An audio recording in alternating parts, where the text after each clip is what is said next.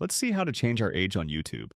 If you've made a mistake while creating your YouTube account and need to update your birthday info or remove the age restriction, just follow my steps because I'm going to show you how you can easily change your age. Before we start with the video, if you're new here, make sure to subscribe for more similar videos like this one. Let's exit the YouTube application because we cannot find the option to change our birthday in here. Instead, I'm going to open the web browser and go over to google.com. We will have to use our Google account to change the age on our YouTube channel. Your YouTube account and your Google account are the same exact thing, so log into your Google account and then tap on the profile picture at the top right corner of the screen. Now, find and tap on Manage Your Google Account, and that will redirect us to another page where we can customize a lot of things related to our YouTube channel.